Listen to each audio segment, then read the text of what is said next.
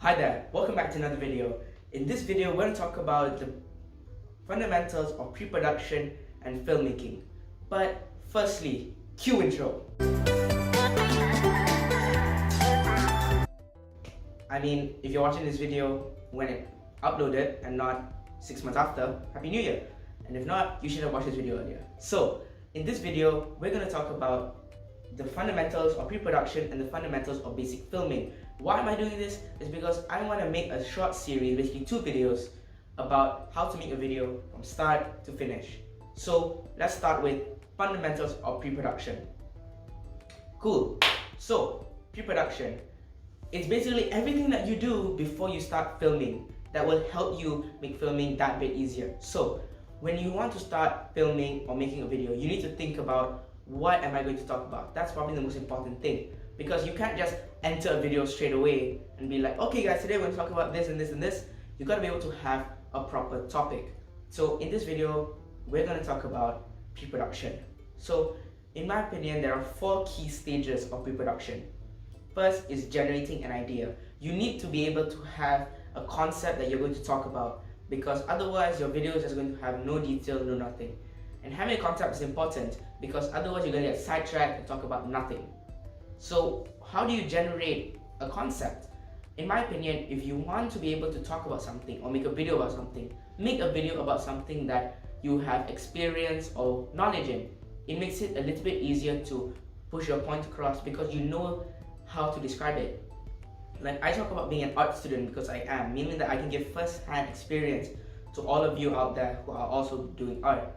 And I make videos about videos because I like that and I study it a lot of the time.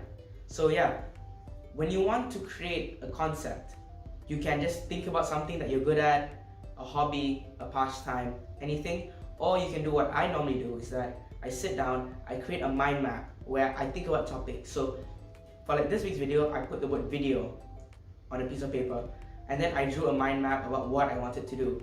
And I chose the one that I think suits us best. So 2 videos about pre-production and filming, and another video about post-production and final production. So yeah, easy. And another thing that you gotta do right after you decided your concept is make a script. I recommend you highly do this. I highly recommend you do this, because it helps your video move a little bit more smoothly. For me, I really am bad at, just moving from one point to another, as you can see. So I have a script right there on my bed that will help me learn or move my point across. And a script doesn't even have to be like a dialogue script. It can just be one point after the other, after the other, after the other, after the other, just to log your ideas in, and so that you do not forget what you're going to talk about. And once you're done making your script, number 3 is to modify it to suit yourself. Making the script work for you really helps. Once you're done with your basic script, add little things. Add key dialogue that you don't want to forget, key scenes that you don't want to forget, things that you want to add in, a funny picture, a gif, a meme, whatever. Those are important, because they can really make your video that much more relatable and make your video that much more enjoyable for everyone. And lastly, honestly, you need to mentally prepare. Making videos and filming and talking to a camera isn't the easiest thing, especially for me. But like I said, I'm talking from personal opinions and personal experience, but I stutter a lot, as you can see in this video. But honestly, if you can just calm down and just talk, everything will be okay. Just mentally prepare. Know your script so you're articulating correctly. Know what you need to say at what point, so you can get your ideas across.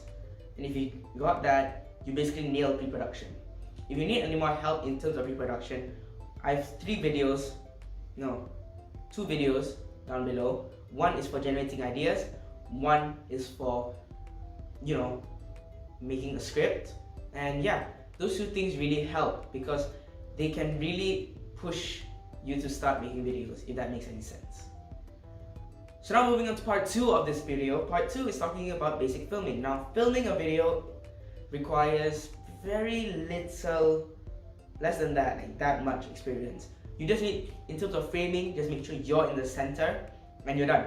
Make sure all the focus is on you, and if you're at a desk, like, or something like that, it matters about composition.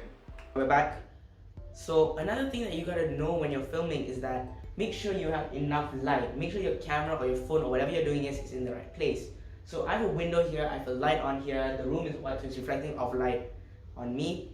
And I'm also wearing black, so it absorbs light. So those things can really help your video make it better. If you saw my older videos, the ones where I shot it at night, I'm sitting at my desk, I don't really have that much light on me, you can't see my face, sometimes things are out of focus, it just doesn't look nice. And yeah, those little things can make your video worth it to watch or not worth it at all. Moving on, another part about filming is B-roll. I think a lot of people know what B-roll is or have an idea, but and a lot of people try to do it, but they just take it too far. You see, when I first saw B-roll, I was watching a Peter McKinnon video, and his B-roll is really smooth and cool and silky. But in reality, B-roll doesn't have to be all that. B-roll is just secondary footage that complements your primary footage. Like for example, right now I'm going to talk about making a video. So I can film myself, filming my camera around, or my equipment, or my laptop, or whatever. Just things to complement what I'm saying. And that's what B-roll really is. B-roll doesn't have to be smooth, it doesn't have to be cinematic. I mean, it works if it does, but it just needs to be relatable to your actual content. Now, once you're done filming, you gotta learn how to export it. But that's for another episode. The next episode, be ready to watch that. And I'll see you next time. Thanks for watching. And watch the videos down in the description below. Leave a like, share it with your friends if they want to learn how to make videos. Subscribe, and I'll see you in the next one. Bye!